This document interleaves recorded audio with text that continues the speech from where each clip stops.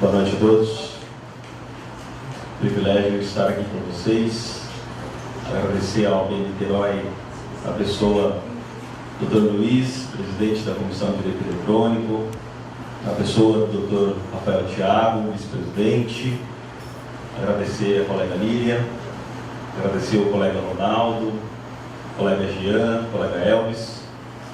Para mim vai ser muito difícil falar agora, depois de tudo que já foi falado, tudo que já foi explanado, com muita responsabilidade, falar após Dr. Jean, um especialista em segurança da informação, falar após Dr. Ronaldo, um especialista em proteção de dados, e falar após Dr. Elvis, um especialista em reputação digital, e algo que ele não mencionou, ele é especialista também em inteligência artificial, conhece muito da matéria. Eu fiquei com um último tema, e eu sou do interior de São Paulo. E normalmente, quando eu recebo alguém em casa, eu sirvo uma bela entrada, depois um belo jantar, e depois um simples café. Eu falo isso porque é difícil falar depois desses três grandes doutores, mas eu vou me esforçar ao máximo para tentar passar maior informação para todos vocês. Olha para o seu vizinho de cadeira e fala 1979. Estranha essa data? Essa é a data, este é o ano que foi liberado, ou foi publicado, ou foi disponibilizado o primeiro software que realizasse o comércio eletrônico. Na verdade, o e-commerce ele simplesmente é um comércio eletrônico, ou seja, o varejo digital. E eu vou ter a oportunidade de pincelar cada ponto que foi trazido, tanto da segurança da informação, como do processamento de dados, como da reputação digital, e colocar ele dentro do e-commerce, do comércio, ou seja, do varejo digital. É de suma importância para que as empresas de e-commerce, ou seja, as empresas que desenvolvem o varejo digital, que elas se preocupem ao máximo com a segurança da informação. Um tema trazido pelo Dr. Jean, que me chama muita atenção, é o BioID, ou seja, traga o seu dispositivo. E para o empresariado, o e-commerce especialmente, que normalmente se tratam de jovens na faixa etária de 20 a 30 anos, o investimento inicial e na aquisição de dispositivo é muito difícil. Então ele traz essa política de BioID, traga o seu dispositivo, e com isso ele consegue desenvolver aquilo que ele se propôs a desenvolver através do e-commerce, ou seja, do varejo digital. E em segundo plano, mencionando a questão do processamento de dados pessoais, é de suma importância nós, operadores do direito, que nós nos preocupemos na situação de registrar ou criar dispositivos internos, regulamentos internos que possam proteger a informação de dados, tanto das pessoas que estão ali alocados na empresa, naquela que tem uma plataforma digital, quanto dos clientes que estão adquirindo os produtos nas plataformas digitais. E um outro ponto que eu avanço é em relação à reputação digital. Não sei qual dos amigos trouxeram aqui a informação, mas por algum período as empresas de e-commerce elas se preocupavam mais com a reputação digital elencada no Reclame Aqui do que com as próprias reclamações judiciais. E hoje, no decorrer dos anos, no aprendizado do empresariado, isso tem se ponderado. Eu me preocupo sim com a reputação digital, que ela é de suma importância, porque a reputação digital é que me classifica perante os consumidores, mas eu também me preocupo com as demandas judiciais, que é algo muito frequente, e aqui mora a oportunidade para todos os advogados. A preparação, a proteção, a disponibilização, a orientação de alguns dispositivos que vão proteger o comércio eletrônico. Rafael, você está me dizendo então que antes mesmo da plataforma subir ao ar, o advogado já trabalha? Sim. O consultor jurídico já trabalha? Sim. Na preparação do business plan, ou seja, do plano de negócio, na aquisição ou na escolha da plataforma que vai ser hospedado no e-commerce, na contratação da agência de publicidade, do marqueteiro, do publicitário que vai fazer a operação, na contratação do agente de TI, na contratação do gerente de e-commerce. Então o advogado está inserido desde a concepção até todo o ciclo de venda e compra dentro do comércio eletrônico. É um ponto muito importante que nós, advogados, nós temos uma dificuldade de entender que nós podemos trabalhar antes das coisas acontecerem.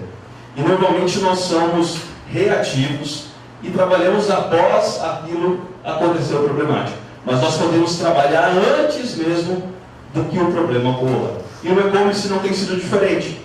Tem tido muita oportunidade para nós, consultores jurídicos, no e-commerce. Não só na problemática, mas antes do problema ocorrer, desde a concepção do e-commerce.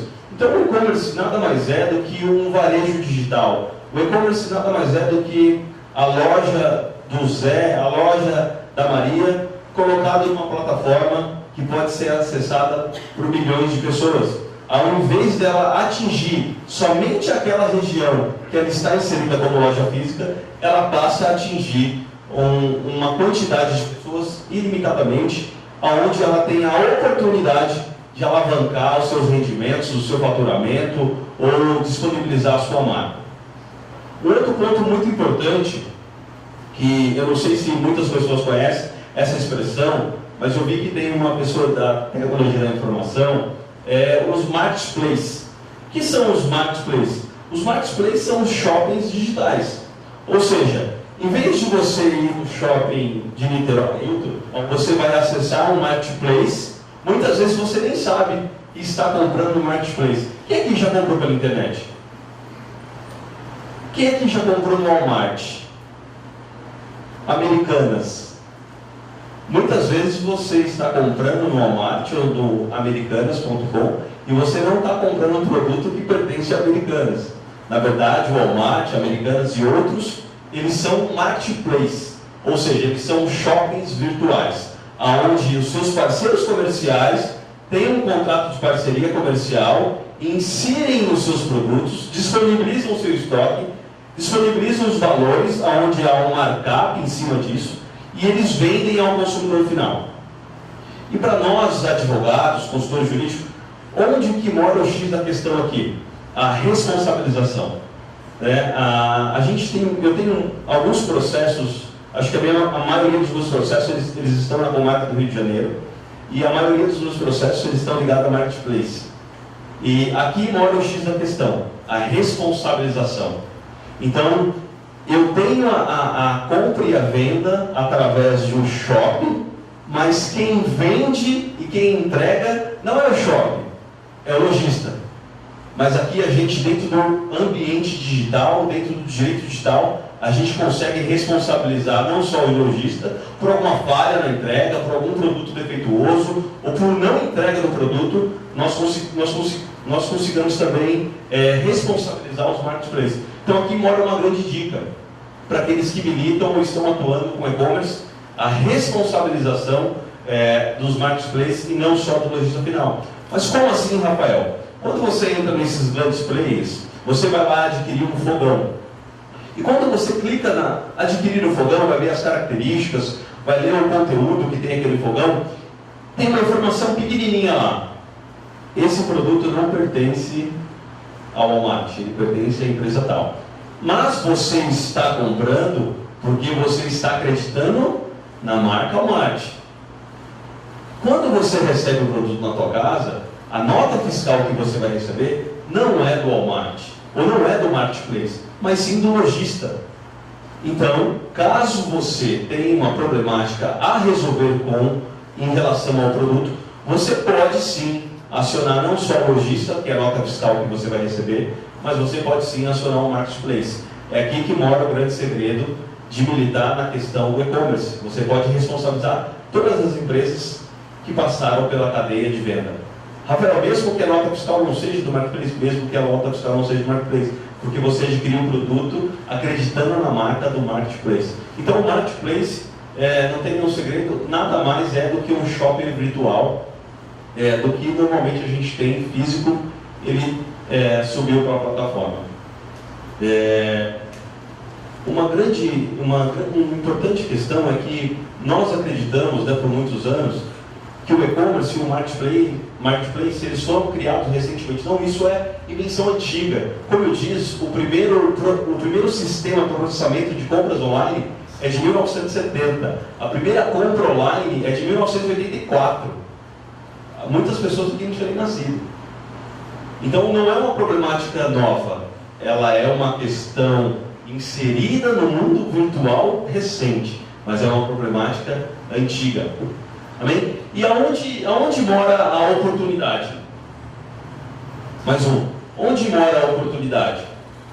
2015, nós tivemos um faturamento no e-commerce de 41,3 bilhões de reais. Vale a pena, não vale? Tem uma fatia para todo mundo aqui. Então aqui mora a grande oportunidade do negócio. É um negócio que tem crescido de tamanha maneira que nós muitas vezes fechamos os olhos como advogado, como consultores jurídicos e não queremos aproveitar a onda do mercado. E a onda do mercado tem nos direcionado aos negócios eletrônicos, a segurança da informação que não pode faltar em nenhum negócio eletrônico, a proteção de dados pessoais que não pode faltar em nenhum negócio eletrônico e a reputação digital que não pode faltar em nenhum negócio eletrônico. Então aqui mora a oportunidade. 41,3 bilhões de reais foram as vendas realizadas no ano de 2015 no mercado eletrônico.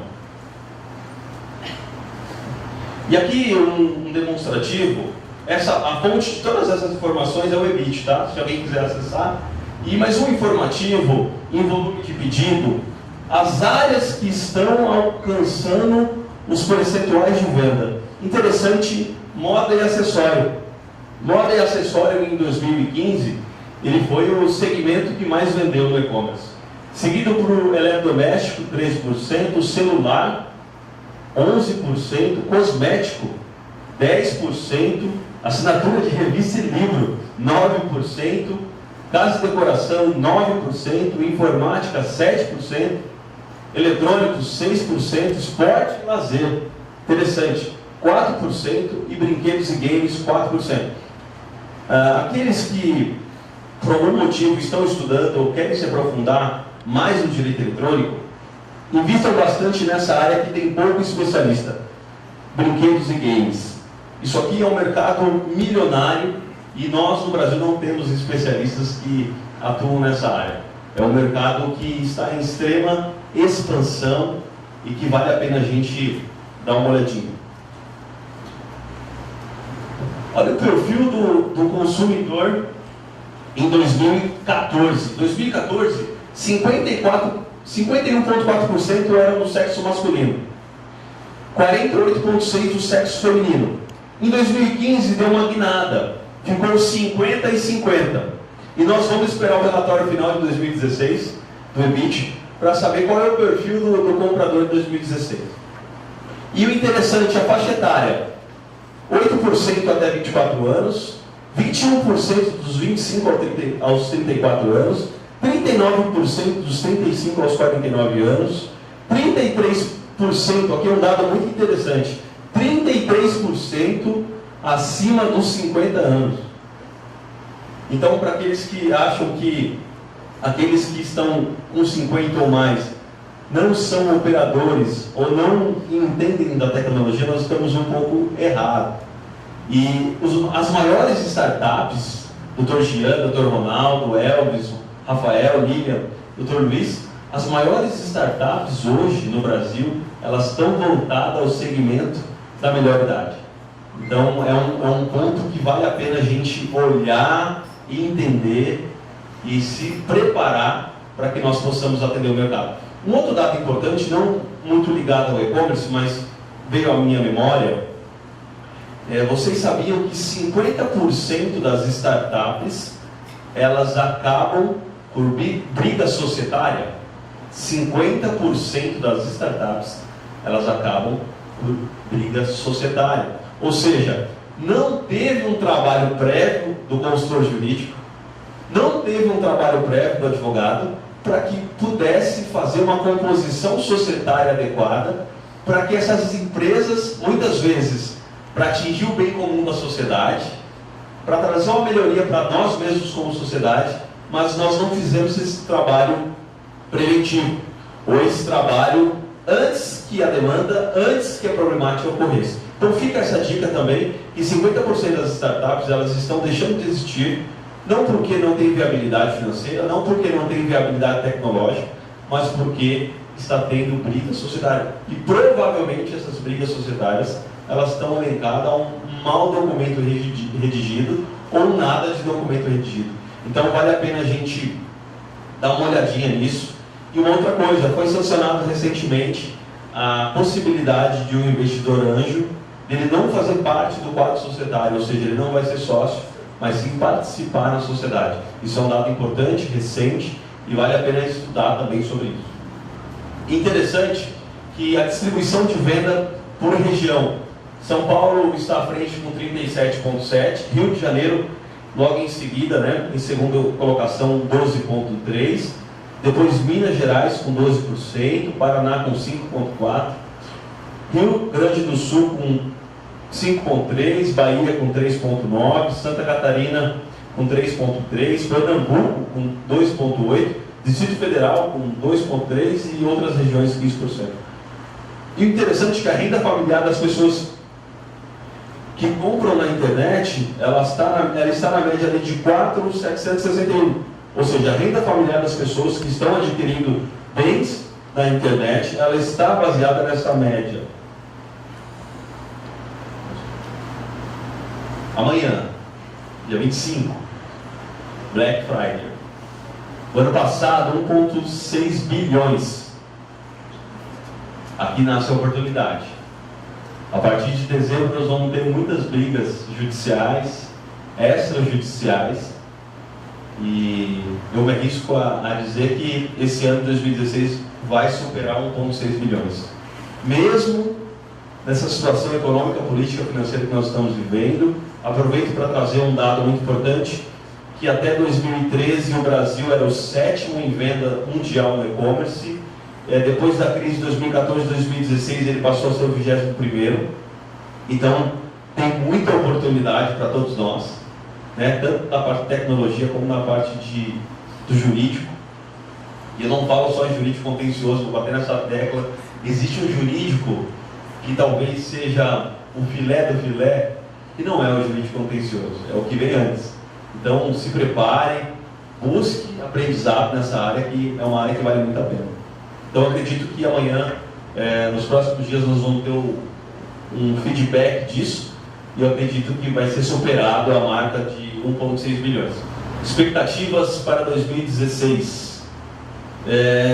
41 nós estávamos falando em 2015, né? 41 milhões. A expectativa é de 44,6 em 2016. Então, isso aqui está crescendo muito.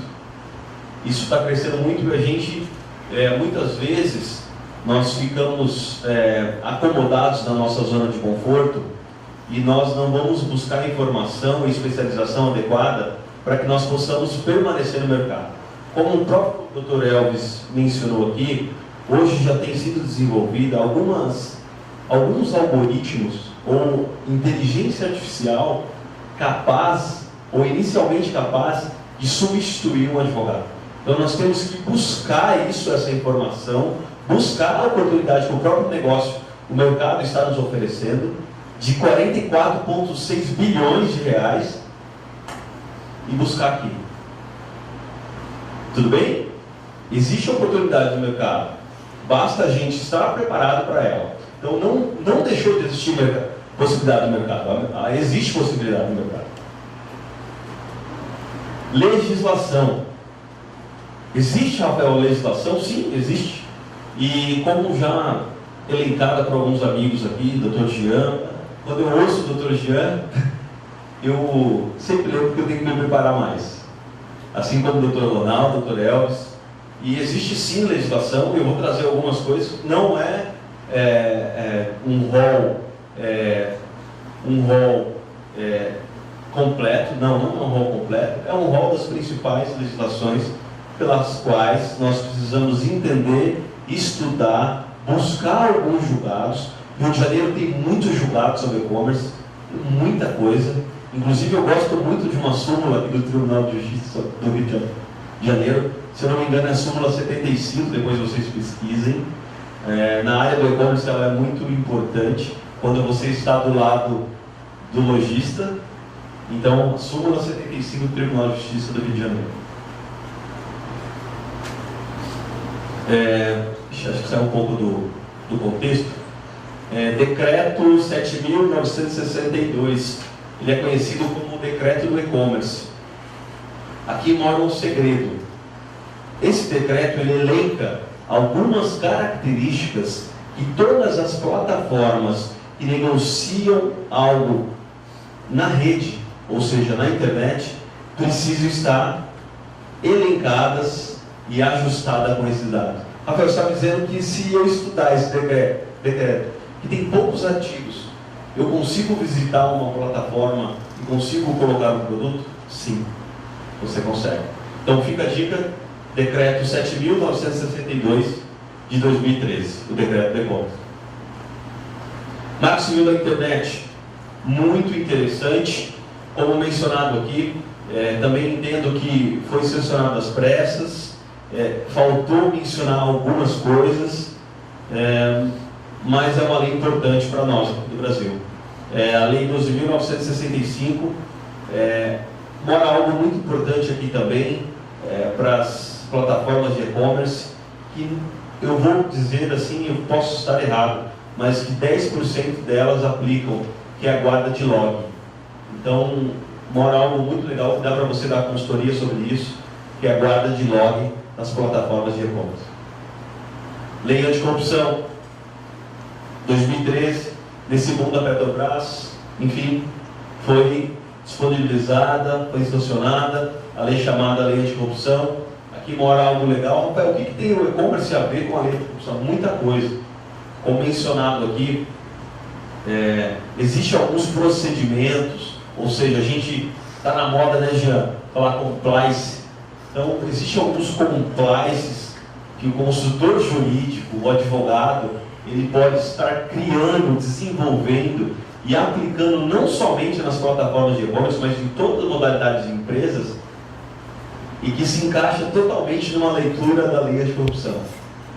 Então não é difícil, basta a gente buscar informação, estudar, acordar cedo, levantar, trabalhar muito, dormir tarde, que tem oportunidade para todos nós.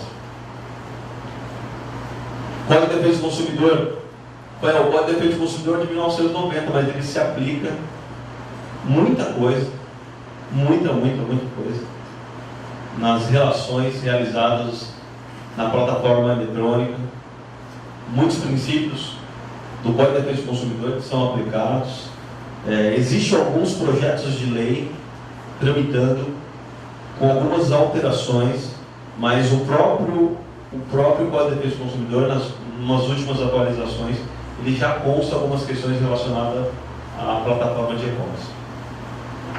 E agora, o que fazer? Muita coisa. Temos 44,6 bilhões de oportunidades nos esperando. 44,6 bilhões de oportunidades. O ano passado foram 41 bilhões de oportunidades. Então, a minha dica, estude a matéria, não é uma matéria complexa, é uma matéria que está disponível a todos. Faça um curso de especialização, leia bons livros na área. Recomendo muito a doutora Patrícia Peck, uma das pioneiras, uma advogada brilhante na área digital. Se aperfeiçoe, busque informação. Então é isso que eu vim trazer para vocês, de forma resumida, simples, objetiva. Depois eu não coloquei nos meus contatos, mas caso alguém queira esses slides, mais informações, vocês podem procurar o Dr. Rafael, o Dr. Luiz, a doutora Lilian, eles vão passar os meus contatos e eu posso disponibilizar isso para todos vocês. Sucesso! Não esqueça que essa área está em plena expansão, não existe limitação de idade para atuar nessa área, pelo contrário, vocês que têm mais idade, vocês têm muito mais experiências e conhecem muito mais o direito do que os jovens, E o direito digital nada mais é do que uma composição de todas as áreas.